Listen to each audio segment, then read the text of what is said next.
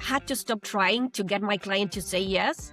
And I needed to understand what they needed to feel comfortable to say yes, to feel safe to say yes and look good internally. Because what you have to remember is that when you're talking to a client, you're not just talking to your client. You're talking to your client and everyone behind them. Their agencies, the CFO that has to approve the budget.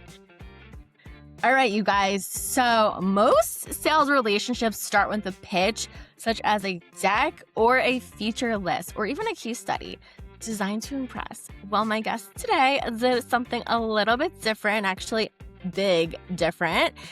She walked into a telco account worth $250,000 a quarter. And instead of pitching, she started asking questions. Not questions asking to close more deals, but rather questions to help her understand, what are you trying to build? What's getting in your way?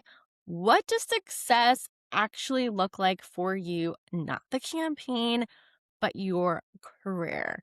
And 4 years later, that account was worth $2.5 million a quarter. So today we're talking about what it actually means to treat enterprise sales as a partnership. So the outcome of all of this, and why the leaders who figure this out, they don't constantly chase deals. They're looking to build something that grows on its own. So with that, Marina Romanisio, welcome to Humanized. Thank you, Marisa. Thank you for having me. I'm super excited to have this conversation, and I really hope that it will be as fun to listen as it was for me to live. Yeah, well, you've done some amazing things. When we chatted prior, just your whole career has been really inspiring. But before we dive in, for the people who have not had the pleasure of getting to know you prior, I would love to learn a little bit more about who you are and what it is that you do. Sure, let me give you a little bit of my background. So, I'm a sales and GTM professional with more than 17 years working at the intersection of enterprise sales and system thinking. I started my career working at tech startups, so that was fun, doing digital marketing, product management, and I think that gave me a builder's mindset early on. Then I moved to working at larger multinational companies where I managed e-commerce channels. And then I went and joined Meta's sales team here in Buenos Aires, Argentina, where I'm based. And I managed a large portfolio that ended up being close to $20 million a year with big clients like Samsung, Disney, DirecTV. So that was fun as well. And I think that experience taught me that in order to build sustainable revenue, it's not about individual heroics. It's more about aligning cross-functional teams, learning how to build long-lasting relationships over time, and having the systems to support the sale. So that led me to my next chapter that was in consulting. I advised company owners on how to optimize their commercial operations. And after that, I was hired by a fintech to build the pre-sales function. And now I'm working as an independent consultant. And without spoiling anything that we're going to talk about later, I just want to say that the story that we're going to discuss in this episode, I think is the clearest example of everything that I believe to be true to build sustainable revenue. I love that. You've really had an impressive career, and to have that amount of revenue in your portfolio that you're responsible for is huge. So that's definitely something that you're just not handed. Everyone, wants to know, like, what can I do to drive more pipeline? So let's take us back to the beginning of that telco relationship. And if you want to explain to a little bit more of what telco is for those that are unfamiliar, I am also really curious to learn, what did it look like when you walked in the door there? And what did you see that told you that the approach that was currently in play was just not going to work? Yeah. Okay. So we're getting into the fun part. Let's get into it. Let's do it. So this client that was a telecom company was a client that was in my portfolio, but that same brand, that same company, also had operations in different countries here within Latin America that were handled by other teams. And those other countries were bringing in a lot of revenue. Just my country, Argentina, was not a big account. So to set the stage, when I took over the account, it was functioning. Barely. They had an always on campaign because this was back in 2017, 2018. And the logic back then was, half of your digital marketing or digital advertising spend goes to Google, the other half goes to Meta. So they had a campaign going on because they were supposed to, basically. Mhm. But there was no conviction behind what they were doing. So I did a very classic mistake early on because at the time the relationship was transactional. It was Yeah. they bought, we delivered, we reported, and that was it. So after a couple of months of managing the account, I got the chance to sit in front of the marketing director. This is a big chance. They opened the doors for us to go and meet her. And bear in mind, this person is the budget owner, is the actual Mhm. decision The maker. gatekeeper, yes. Exactly. So this was a key meeting that had the chance to change the whole motion of how the relationship was going. So I came from a very data driven culture. So when preparing my presentation, my instinct was okay, I will let the numbers do the talking. They will speak for themselves. They are irrefutable, they are objective. Um, and the numbers were good, don't get me wrong. That's why I took that approach. But I sat down, I prepared a very long presentation full of numbers that, in my opinion, was like an ironclad presentation. So the meeting comes, I go in, I present, and when I finish presenting, the marketing director says something like, well, thank you, girls. That was fantastic. I'm running late for my next meeting, so see you next time. And she leaves. And nothing happened. There was no momentum, no wow moment like I was expecting. Nothing. So that was a wake up call for me because, this was a chance that I had to strike a chord in the person who actually had the power to change the relationship. And I completely missed the mark. So I started, strategizing for new ways to make the relationship change. And in that discovery, I sat down with a colleague that was more experienced than me and who also knew this person and the account from before. And he told me, look, she's not a numbers person. She comes from a different background. She doesn't speak that language. You're going to have to find a different way in. So that's what I did. Like, the numbers usually speak for themselves, but with this person, they were not going to move her, to motivate her. It's interesting that you took that approach, and I think that is what any other person would do. I'm always like, show me the numbers, show me the Exactly. data. So if you and I were of having that conversation, I would have been very engaged, and I I would have know, been like, all right, tell me more. So absolutely. your instinct was right. So it was so interesting that you were like, wait, let me take a step back here. Okay, so she kind of just brushes you off. I'm going over to my next meeting. And what did you realize? Oh no, like, did you think you like lost your chance? Well, in a certain way, yes, because she didn't, it was hard to get that meeting because she didn't feel it was important to meet with us.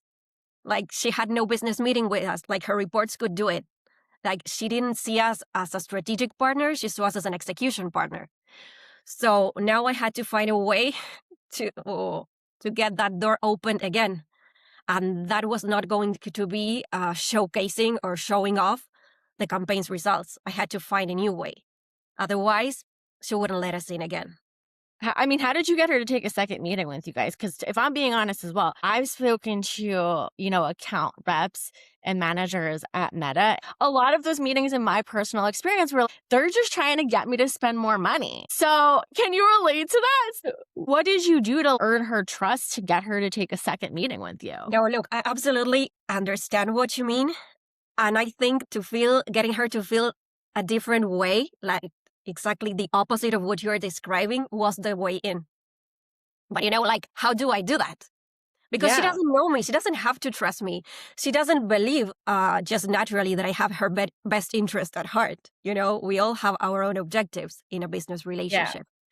So look, the first thing that I did was she had recently been promoted. So I felt like she had a lot to prove, or at least glad. She was super super smart. I don't think she had a lot to prove. She had been promoted for a reason, but maybe she felt that way. So the first thing I did was I stopped trying to get her to go to group meetings with her reports, and I asked her to lunch, just the two of us, like two people talking, no This is agenda. this is in person? Yes, in person. Okay, In in person. This person. was pre-COVID. I love that you did that, but also for audience listening, I'm curious, like, what if you can't actually get someone out in person? How would you help foster their trust remotely? Well, I think that even if it wasn't an in-person lunch, just having a one-on-one where we can discuss topics that maybe, look, for example, she was not an expert in digital marketing, but I don't think she felt comfortable expressing that in front of her reports, who were Of the digital marketing team. So when I sat with her, I could tell her, like, the basics without her feeling like dumb in front of her team. And honestly, she didn't have to know or be an expert in digital marketing. She had a different role. She had been hired for a different reason. But it's not always in every, business environment comfortable to admit that you don't know something, even less so when you're in a leadership position. So I think that one-on-one that had no agenda, no deck, like no ask, no specific ask, just getting to know each other. I think that helped. Look, the second thing that I did was I started learning her vocabulary, her language. Like, what did success look like for her? What Mhm. pressures was she under? What did she need to look good in front of her leadership? And then I started incorporating that language into our relationship, into our meetings. So the next presentation changed and went from here are the results we got in this campaign to here is how the results that we got impact what matters to you, to what you told me that matters to you. So that's a big change. It's the same information, just wrapped differently, right? Yeah. And then I think it's also important to stop treating the internal politics of your client's company as background noise and make it part of your business. Because if you understand their pressures, their goals, who is who, it shifts. You treat the relationship differently because you're thinking like they are thinking and you're understanding where they are coming from and what they need to feel comfortable to say yes to you and look good internally. So I think that's a big change. That's when it changes uh, for them to stop seeing you as a vendor they tolerate to a partner they can rely on. Yeah. Well, too, I think it's admirable how you took that next step because, as someone who's managing this account, you have so many clients that you're managing, and you're like, I could just go on to the next one who's an easy sell. But just getting to know you in the short time that I have, I really feel like you are someone who genuinely cares about people. And that's something that we can't teach in a marketing framework, like how to be a good person and care about people. And like, look, we all have aggressive revenue goals, or many of us do at the end of the day, and we all have people that we have to report to. But really taking a step back and be like, wait, let's put business aside. I actually care about people and I want to know like what's keeping her up. I have like chills Yeah, just like you no, but talking about I that. think like you hit a really important point because everything that I'm telling you that I was doing, it wasn't like a strategy to get them to spend Yeah. more. I genuinely wanted to understand them. Genuinely cared. Exactly. Yeah. And that's something that can't be taught. Like you either I feel like there's two people in business. There's people who are like, I'm gonna like sell my firstborn child if I could get that big deal. I'm being, dramatic here. I There's know. people who are like, no, I actually care. So but at the end of the day, so you went back and you're like, let me take a step back. Let me actually get to know her as a person, figure out what those paternal politics look like. Let's dive more into this. So now that you have this meeting with her, you're warming up to her. What does the next step look like? So the next step was actually, I wouldn't say one thing, but the accumulation of many small steps. Like, for instance, we changed the cadence of meetings. We started meeting with her team once a week. We called it office hours. And Mhm. we kept those office hours even if there wasn't much in the agenda, because the main goal of those office hours was not performance optimization, though it was like the main topic, but it was building the relationship and having that space together. That also always gave us visibility, because there's no chance that you're not going to learn what's going on in the company when you're meeting with them once a week. But it was more about the bond and building the trust, and that they learn that we show up and we're there to help, even though of course they know that we have a quota. But it's like a win-win situation. It's not just I want to get everything out of you and nothing for you. And we also changed the cadence of the meetings with the marketing director. Instead of having like this formal QBRs, the famous or the infamous QBR that was formal, results oriented, we had Yeah. monthly meetings with just two topics. We give her visibility of what we had done and how it had performed, and then looking together into the future and what was coming and how we could build for that together. So this looks like a small change, but for us it was huge because it gave us visibility and the possibility to influence those decisions. So this was a big thing. And and it was like an accumulation of many small things. We also incorporated the agencies, especially media agencies here in Latin America, play a huge part, because sometimes they even decide how much budget of a whole campaign budget goes to each platform.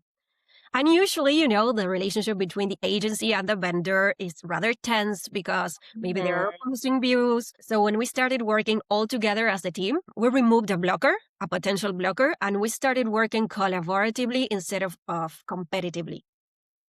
So I think the accumulation of all those many small things made it look for them that they could rely on us, and that, our opinion mattered to them, and that we did understand them, and we were able to advise what was best for them. I think, what was also important? The things that I didn't sell to them. Because, when you work at a company like Meta, they are producing new products all the time, and they're like really popular things that people are expecting. But Mhm. there were some products that were not a good fit for these clients' business goals. And even though they had the money and they had the will to try it, and I was losing like the chance to be like the first client partner that tested this with their client or beta tested this, I had an honest conversation with them, and they trusted it, because they would have failed and they would have wasted money. So I think what I didn't sell to them was also a big component of building that trusting relationship. That's so powerful because, again, as someone who has worked with vendors like Meta and Google, I felt like in some of my experiences, I've just been trying to be pushed toward how can we just spend more money. But you're like, no, you don't actually need that. That's not good for your business.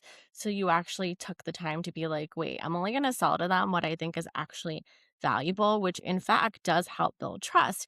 Now, let's chat a little bit about how this strategy could be applied to someone who isn't in your exact situation, but maybe this is someone who's a sales rep for an in-house startup company, an in-house corporation, and they're trying to foster better relationships with their current customers, their prospects. How can we transfer what you did over at Meta into that type of relationship to help further drive revenue and also foster relationships?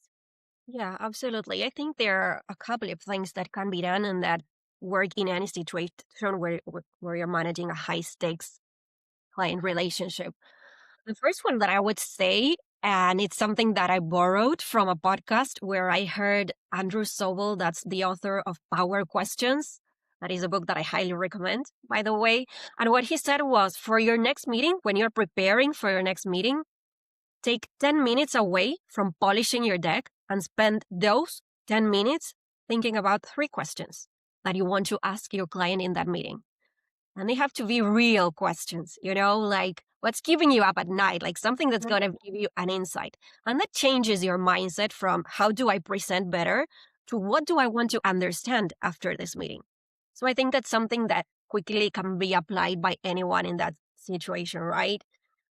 And I think there's another thing that can be done, and it relates to blockers. When a client goes quiet or they push back or they say, not yet, maybe Like Yeah. our instinct is to treat that as a tactical problem. So maybe like we throw a discount at it. So, but Yeah. most of the times objections are rooted in human fears. So maybe it's like a good exercise to try to understand what's the fear behind the blocker, behind the objection, and then like work with that instead of treating it as a tactical problem. What are some fears that you've seen that, you've had to help overcome? Like sometimes what I saw is that when I was working with leadership, again, because they were not experts on our platform, they found it very hard to justify to their managers why we were asking them for that increase in spend or whatever, because they just Mhm. couldn't explain it. So because they couldn't explain it, they just went like, no, this is not for me, like we're gonna pass or whatever. So when you translate what you are trying to get them to do to their language, it becomes easier for them to sell internally. And that removes that block. So I think that's one of the major ones that I've seen. Good information. What you're describing here was like the very beginning of how you transform that relationship. But ultimately, I'm curious, what do you think, or maybe it was a compound effort, but is there something specific that you could really highlight that you've done throughout this relationship to really helped drive that further revenue number that was the end game for you guys? I wouldn't say that it was like one thing. Like I said before, I think it was the accumulation of like showing up consistently, being there, and the accumulation of those like little moments, availability in time, honest conversations, putting the long term relationship before the short term revenue, and understanding that uh, I had to stop trying to get my client to say yes. And I needed to understand what they needed to feel comfortable to say yes, to feel safe to say yes and look good internally. Because what you have to remember is that when you're talking to a client, you're not just talking to your client, you're talking to your client and everyone behind them, their It's team, their agencies, the CFO that has to approve the budget. So I think like when you go with all of that in mind, the whole framing of of how you approach the relationship changes. And I think like the person on the other side can feel it, and they know that you are there for them and trying to get a win-win relationship. it was really a compound effort. It wasn't overnight, but I really think that if you're in for the long term, you really have to do some long term versus short term trade offs sometimes. But I think it pays off. I love that. You've offered so much helpful information here today. Um, for one quick takeaway for our listeners, if you could just recap all of what you've said today as one quick action that they could start implementing in their business right away. I think like the quickest one is about the questions. Like change your mindset from trying to get them to say yes and start trying to understand them. Like the fears and the motivations behind them, because behind every professional, there's a person. So I think that change in mindset will change how you approach the whole relationship with your clients. So I would start there. I love that. That's great information. This has been really helpful. I loved getting to know you leading up to this as well, and so grateful for you to be a part of this. Thank you, Oh, I'm Marina. so excited. It was very fun. Thank you again for having me. What Marina described today was the perfect example of H2H relationship building in its most honest and finest form. Her story, the principle, the moment that changed where she was trying to change that reaction was where she really took a step back to get to know her target as a human being, putting all agendas aside. So that telco account, it didn't just grow by 10x because she had a better deck. It grew because she showed up differently for the person that she was serving. Meeting after meeting, conversation after conversation, she kept doing this until she really built the solid foundation for trust. And that's what the show is about, you guys. It's really about finding the human side to sales, marketing, revenue. And I hope that Marina's story inspired you. Be sure to check out Marina on LinkedIn and follow along for more. I will drop everything in the show notes. And thank you for joining us on Humanized.